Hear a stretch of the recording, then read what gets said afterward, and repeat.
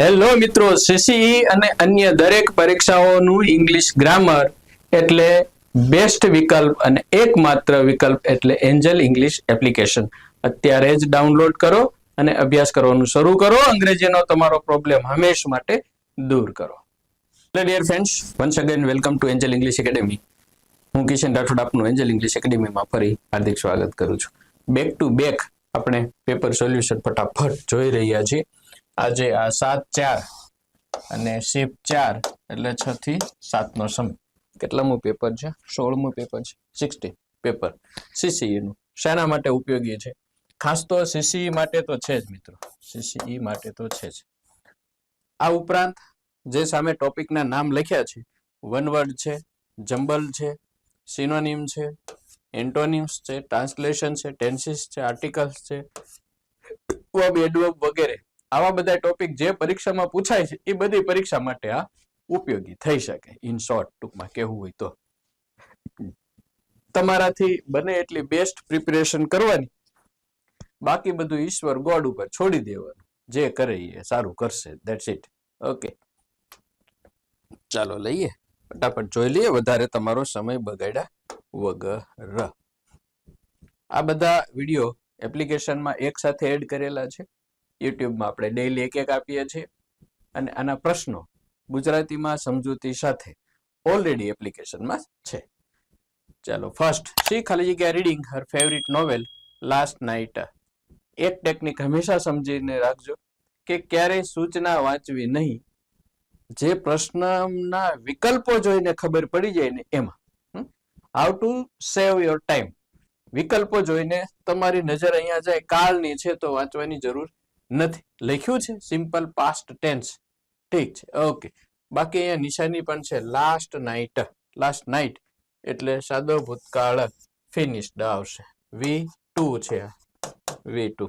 આપણે કલર આમ તો ઓકે છે, પણ તેમ છતાં કંઈક અલગ પ્રકારનો લઈએ. Okay, V2. આ સિમ્પલની જગ્યાએ જો એમ લખ્યું હોત તો પરફેક્ટ. આપણે આને ધ્યાનમાં રાખીને કલર આવે એવો લઈએ. ઓકે, ચાલો પરફેક્ટ. તો પૂર્ણ કાળમાં આપણે જવું પડત, પણ એવું કંઈ નથી. સાદો ભૂતકાળ V2, ધેટ ઇઝ આપણો કરેક્ટ આન્સર. જો એમ લખ્યું હોત કે પરફેક્ટ પાસ્ટ ટેન્સ તો શી હેડ ફિનિશ્ડ રીડિંગ હર ફેવરિટ નોવેલ લાસ્ટ નાઇટ. સૂચનાની એવી જરૂર નથી, એમનેમ પણ ફિનિશ્ડ જ આવે. વોઝ ફિનિશિંગ ચાલુ કાળ માટે છે, ફિનિશીઝ એ સાદા કાળ માટે છે, સાદા વર્તમાન કાળ માટે. ચાલો નેક્સ્ટ, ફટાફટ આપણે જોઈએ છીએ. જ્યારે તમે ભાષાંતર જોવો છો મિત્રો, નીચે જોયું તો ઉપરની 1 સેકન્ડ એ બગાડવી નહીં કે translate the following sentence into Gujarati. Don't waste your time. Had I seen the accident. હવે જ્યારે વાક્ય હેડ થી શરૂ થયું હોય અને પાછળ કરતા પછી તરત જ V3 છે, હેડ થી શરૂ થયું છે, V3 છે, એ શાના માટેનું છે, શું દર્શાવે છે મિત્રો? એ આ રચના છે, E plus had plus V3 ની રચના છે. હવે ઘણા એવા મિત્રો હશે કે જેમને આ બધી વસ્તુઓ પહેલી વખત સાંભળવા, સમજવા, જાણવા મળી રહી છે. પણ સ્પર્ધાત્મક પરીક્ષાની જો મિત્રો તમે ગંભીરતાપૂર્વક તૈયારી કરી રહ્યા હોય તો મારું માનવું એવું છે કે આવી રચનાઓ વિશે તમને ઓલરેડી ખબર હોવી જોઈએ. કંઈક નવું આવે એના પર વિચારવું, થિંક કરવું, કંઈક ધેટ ઇઝ ડિફરન્ટ થિંગ. પણ આ બધી વસ્તુઓ કોમન છે. હવે એમ તમે પહેલેથી તૈયારી કરી રહ્યા છો, નથી ખબર, તો એક વખત આનાથી બધાથી અવગત થઈ જાઓ, પરિચિત થઈ જાઓ. હેડ આઈ સીન ધ એક્સિડન્ટ નો મતલબ છે કે if I had seen accident. બીજી વાત એ છે, હવે જ્યારે હેડ પ્લસ V3 હોય છે, આગળ ઇફ હોય કે ન હોય ડઝન્ટ મેટર, તો પાછળની રચનામાં મિત્રો હંમેશા એક તો મોડલ્સ હોય, મોડલ્સના ભૂતકાળના રૂપ, પાસ્ટ એટલે કે વિલ ના હોય એની જગ્યાએ વુડ હોય, પછી મેન હોય એની જગ્યાએ માઇટ હોય શકે, કેન ના હોય એની જગ્યાએ કુડ હોય શકે, એ બધું. અને એ પૂર્ણ કાળમાં હોય, હંમેશા પૂર્ણ કાળમાં, એટલે કે એના પછી હેવ અને V3 હોય. બટ જો પેસિવ હોય તો બીન હોઈ શકે. હવે આપણે તો ગુજરાતી કરવાનું છે. If I had seen the accident, જો મેં અકસ્માત જોયો હોત. તો જો મેં અકસ્માત જોયો હોત, જો મેં અકસ્માત જોયો હોત, જો મેં અકસ્માત જોયો હોત, જો તે તો આવે નહીં. હવે મેં અને તે, મેં અને તે એ બંનેમાં માથે મીંડું આવે, એ તમને ખ્યાલ હશે. જો મેં અકસ્માત જોયો હોત તો મેં એમ્બ્યુલન્સ બોલાવ્યું હોત. હવે મેં અકસ્માત જોયો હોત તો તે એમ્બ્યુલન્સ બોલાવ્યું હોત, ખોટું કહેવાય. જો મેં અકસ્માત જોયો હોત તો તે એમ્બ્યુલન્સ બોલાવી, એવું ન કહેવાય. અને તે અકસ્માત જોયો હોય તો મેં ન થાય. તમે માત્ર આમાં ભાષાંતરને બદલે કર્તાને ધ્યાનમાં રાખશો તો પણ તમને સાચું ગુજરાતી મળી. મેં અકસ્માત જોયો હોત તો મેં એમ્બ્યુલન્સ બોલાવી હોત. અમારા કિશોર સર આને પાછળની જે મોડલ્સની રચના છે ને એને અનિશ્ચિત પૂર્ણ ભૂતકાળ એવું કહેતા. અનિશ્ચિત પૂર્ણ ભૂતકાળ એટલા માટે કે વાક્ય ભૂતકાળનું છે. જો અકાર હોય તો ક્રિયા ન થઈ હોય ને નકાર હોય ક્રિયા થઈ હોય. મતલબ કે if I had seen the accident, જો મેં અકસ્માત જોયો હોત મતલબ જોયો નથી. I would have called the ambulance, મેં એમ્બ્યુલન્સને બોલાવી હોત મતલબ બોલાવી નથી. આ રીતે થયું. બરાબર છે. આપણે જવાબ જોઈ લઈએ. હા, C is the correct answer. Next, choose the correct one word substitution. A brief and witty remark. Hyperbole બોલાય છે. એપિટાફ, આયરની અને ક્વિપ આ બધા અગાઉની પરીક્ષાઓના આવી ગયા છે. એટલે 5 વર્ષ પહેલા 2021 પૂછાયેલા છે બધા. બ્રીફ ટૂંકું અને વિટી એટલે રમૂજી હોય એવું વાક્ય. ઇન શોર્ટ આને કહેવાય જોક. જે ઇંગ્લિશમાં વાક્યો જોક જેવા હોય એ બધાને આમાંથી કંઈક કહેવાય. હવે હાઇપરબોલ એટલે અતિશયોક્તિ.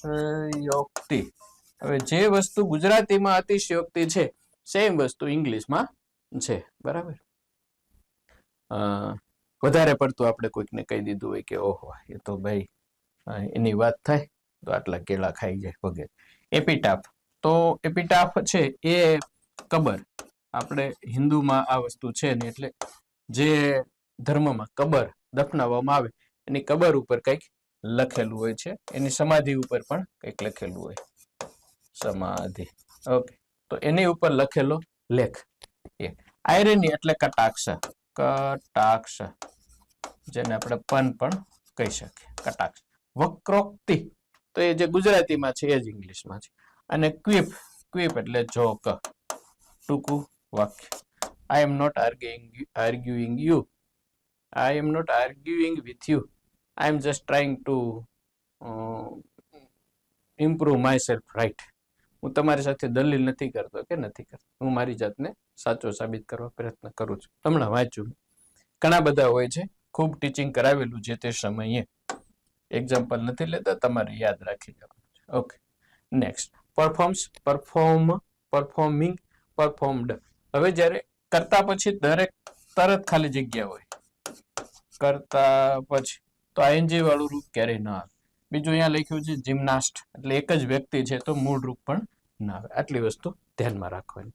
પરંતુ અહીંયા જરૂર નથી એવું કશું જ કરવાનું, કારણ કે એન્ડ આપેલું છે અને એન્ડ પછી ઇમ્પ્રેસ્ડ V2 છે, તો આગળ પણ એન્ડ પહેલા પણ હંમેશા V2, એટલે D is the correct answer. આવી સિમ્પલ વસ્તુઓ છે મિત્રો, એટલું હાઈ લેવલનું કંઈ પૂછતા નથી. આમાં તમે જોવો છો બધી જે ગ્રામર છે સિમ્પલ છે, અને બાકી વોકેબ છે તો તૈયાર કરવા પડે એવા છે, અને એ એટલાય વોકેબ હાઈ લેવલના પણ નથી. નેક્સ્ટ, દાખલા તરીકે choose the correct one word substitution. તો વન વર્ડમાં મિત્રો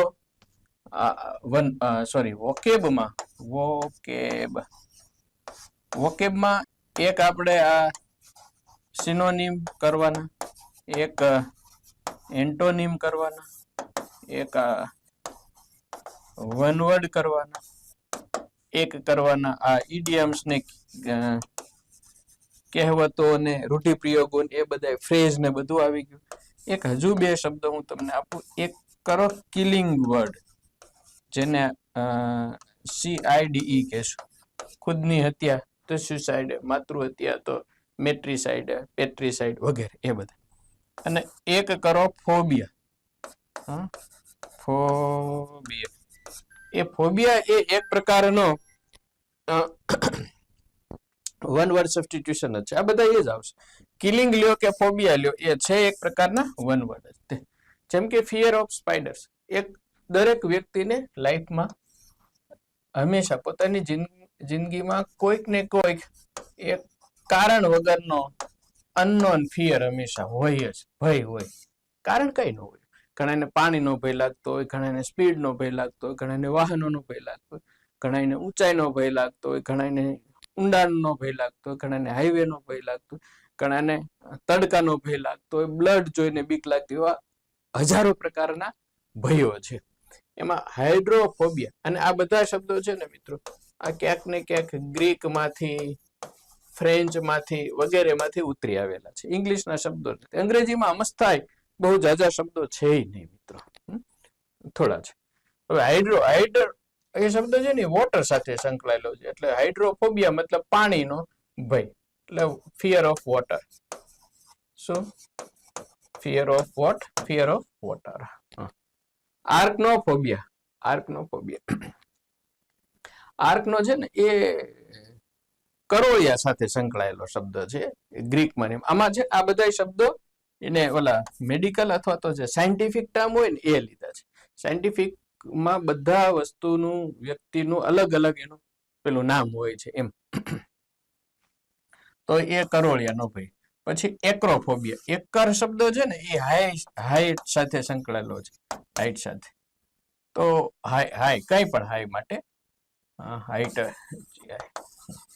હાઈટ સાથે સંકળાયેલો છે. તો એક્રોફોબિયા આ આર્કનોફોબિયા થઈ ગયું. એક્રોફોબિયા એટલે ઊંચાઈનો ભય. એ ઊંચાઈ માટે ઊંચાઈ. અને પછી છે ક્લસ્ટ્રોફોબિયા. ક્લસ્ટર એટલે આખું આમ ઝુમખું હોય તો ઝુમખાનો ભય. એટલે એક સાથે બંધિયાર જગ્યા હોય, આમ ક્લોઝડ હોય. ઘણી વખત એમ પણ પૂછે કે closed fear of closed place એમ. તો એનો ભય એટલે ક્લસ્ટ્રોફોબિયા. Okay, clear? ઓકે, હવે આ જે વસ્તુ આવે છે આપણે એનો જવાબ લઈ લઈએ. લાંબા જ્યારે સેન્ટેન્સ તમે પરીક્ષામાં જો ત્યારે એકદમ સિમ્પલ વસ્તુ, પડવાનું જ નથી મિત્રો કોઈ દિવસ. આટલા બધા વાક્યોને તમે ખાલી રીડ કરો તો પણ તમારી 2-3 મિનિટ એમાં જતી રહે. અને એ 2-3 મિનિટ આમાં બગાડવાની નહીં, ઈ કરીને જ હંમેશા આવવાનું. DCEBA એનો જવાબ છે. આપણે એમાં પણ પડતા નથી અત્યારે ડીપ લેવલમાં. ચાલો નેક્સ્ટ. The students demonstrated ખાલી જગ્યા understanding of the scientific concepts. હવે ઇવેન્ટ છે, અન્ડરસ્ટેન્ડિંગ છે, આવા ઇવેન્ટ તો જો કે જોઈ શકાય આપણે. આ સમજ. તો મિત્રો જે વર્બલ નાઉન છે ને, વર્બલ નાઉન, એમાં કા ઉચ્ચાર મુજબ એ લાગે ને કા એન લાગે. ઓલમોસ્ટ. ઓનેસ્ટી છે તો એન લાગે. પણ જો એમ કહીએ કે ભાઈ કિશનભાઈની ઓનેસ્ટી કે રાહુલભાઈની ઓનેસ્ટી, તો ધ લગાડવો પડે. The honesty of XYZ. બાકી ઉચ્ચાર મુજબ એ કે એન. એટલે અન્ડરસ્ટેન્ડિંગમાં ઉચ્ચાર મુજબ શું લાગશે? એન. સમજ. The students demonstrated an understanding of the scientific concept. Scientific વૈજ્ઞાનિક ખ્યાલોનો સમજની એમને ડેમોન્સ્ટ્રેટ કર્યું, રજૂઆત કરી, બતાવ્યું વગેરે. એનો રૂલ છે. Choose the option which is synonym of the given word. સમાનાર્થી લેવાનો છે. કાં તો તમે આ બધા ગોખી માર્યા હોય અને કાં અર્થ સાથે યાદ રાખ્યા હોય. ઓકે. આર્ડ્યુઅસ એટલે શું? આર્ડ્યુઅસ એટલે HARD, હાર્ડ વર્ક. સખત મહેનત કરતા હોય, મહેનતુ હોય, ઇન્ડસ્ટ્રીયસ હોય. INDUSTRIOUS, ઇન્ડસ્ટ્રીયસ. તો જે મહેનતુ છે, હાર્ડવર્કિંગ છે, એના માટે વપરાતો શબ્દ. ઈઝી નહીં, ટૂંકમાં નોટ ઈઝી. નોટ ઈઝી, સરળ નહીં એવું. સરળ ન હોય તેવું. ઓકે. હવે આપેલા 4 વિકલ્પોમાં લેબોરિયસ એટલે એ મહેનતુ થઈ ગયું. મહેનતનું કામ હોય એનું. ઇટરનલ એટલે ઇન્ટરનલ. ઇટરનલ નહીં, શાશ્વત. પરમેનન્ટ એટલે કાયમી. અને ફેસાઇલ એટલે ઈઝી. તો આ એકે લાગુ પડતા નથી. The correct answer would be laborious. Okay. ફરી પાછું આવ્યું મિત્રો, આપણે લઈને એને BDCA, કારણ કે આવડું મોટું વાંચી અને હું તમને એક્સપ્લેન કરવા જાઉં તો that will take more than 5 minutes. આમાં બહુ ન પડું. That is my advice to you. Okay. Antonym of the given word. આ શબ્દ છે મિત્રો વિરોધી, સમાનાર્થી. ખાસ તો વધારે વોકેબ કરવા જરૂરી તો છે જ મિત્રો, અને એ એક વખત કરી નાખશો તો આવડી ગયા એવું કોઈ દિવસ સમજી નહીં લેતા, મહેનત લાગશે એમાં. Okay okay. મેલિફ્લુઅસ. મેલિફ્લુઅસ આ શબ્દ એસએસસીમાં આની પહેલાના પેપરમાં આવી ગયો છે. મેલિફ્લુઅસ એટલે થાય આપણે સ્વીટ મ્યુઝિક, કાનને ગમે ને એવું સંગીત, કર્ણપ્રિય, ટૂંકમાં કંઈ પણ છે એવું મ્યુઝિક અથવા તો કર્ણપ્રિય કંઈ પણ કર્કશ ન હોય એવું. હવે આપેલા વિકલ્પોમાં ડ્યુલ સેટ, હાર્મોનિયસ, ઇફોનિયસ, આ મધુર કહેવાય, મધુર. હાર્મોનિયસ એટલે એકદમ સુસંગત હોય, સરખું હોય, ઓકે હોય, સરખું અથવા તો સુસંગત, બેસુરું હોય, એકબીજાની સાથે તાલમેલ વાળું હોય. હાર્મોનિયસ એટલે કેવું હોય, તાલમેલ વાળું હોય એવું બધું. યુફોનિયસ ઘણી વખત પૂછ્યો છે, ધ એક્સ્ટ્રીમ પ્લેઝર, એને કહેવાય યુફોરિયા, અને એવો આનંદ લેનાર વ્યક્તિ હોય તો યુફોરિયસ્ટ. અને યુફોનિયસ એટલે આનંદની, અતિશય આનંદની, એક્સ્ટ્રીમ, એક્સ્ટ્રીમ હેપીનેસ જે હોય ને એના માટે અતિશય આનંદ. અને ડિસોનેટ, બીજું મિત્રો એ જોવા કે જ્યારે તમે ઓપોઝિટ લ્યો છો, ઓપોઝિટ, તો જનરલી આ ઇન હોય, ડિશ હોય, એમએલ મેલ હોય, આવા બધા છે, આ ઈર હોય, આવા બધા આગળ લાગતા એટલે પ્રિફિક્સ લગાડેલા હોય, પૂર્વ પ્રત્યય જેને કહેવાય એ ડિસોનેટ. એટલે આ બેસુરું થાય ટૂંકમાં, બેસુરું, કાનને ન ગમે તેવું. ચાલો, શું કહેવાનું આનાથી વિશેષ તો શું હોય મિત્રો? તો ચિલ્ડ્રન મોસ્ટ એપ્રોપ્રિએટ ઓપ્શન થી ખાલી જગ્યા પૂરવાનું કીધું. ધ ચિલ્ડ્રન પ્લેડ ખાલી જગ્યા ઇન ધ બેકયાર્ડ. હવે આ જે પ્રશ્ન છે આમ આપણે એને એડવર્બ નો કહી શકીએ. એડવર્બ ક્રિયા વિશેષણ છે, પણ બધા હેપીલી ખુશીથી, ઓનેસ્ટલી પ્રામાણિકતાથી, હેવીલી ભારે, અને હાર્ડલી. હાર્ડલી ના બે અર્થ થાય, સખત મહેનત કરી, આમ તો હાર્ડ થાય, એમાં હાર્ડલી એટલે ભાગ્ય છે. તો બાળકો બેકયાર્ડ એટલે આપણે વાડો કહીએ ને, એ વાડામાં રેમા. તો કેવી રીતે રેમા? ખુશીથી, પ્રામાણિકતાથી, હેવીલી કે હાર્ડલી, ભાગ્ય. સ્વાભાવિક છે, થોડુંક અહીંયા લોજિક લગાડવાનું છે, કાળ બાળ કામ લાગે એવા નથી. હેપીલી ખુશીથી રેમા હોય, આનંદથી મજા કરતા કરતા રેમા હોય. ચાલો બાર. કોમ્પ્રિહેન્શન, પેરેગ્રાફ વાંચીને જવાબ આપો એનો પ્રશ્ન છે, પણ પેરેગ્રાફ વાંચ્યા વગર આપણે જવાબ આપી શકીએ તેમ છે. ઓકે. શું which word from the passage is synonym for? હવે ઓટોનોમી, તમે પેરેગ્રાફ ભૂલી જાઓ. આપેલા એલ્ટ્રુઇઝમ, રેલિવન્સ, ટ્રાન્સપરન્સી અને ઇન્ડિપેન્ડન્સ. જોવો જી what will be the answer. આનો હું ઓલો ફોટો એક લઈ લો.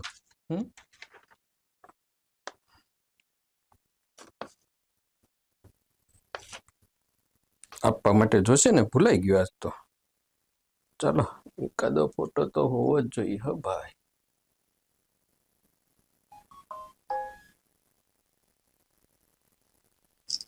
ઓકે.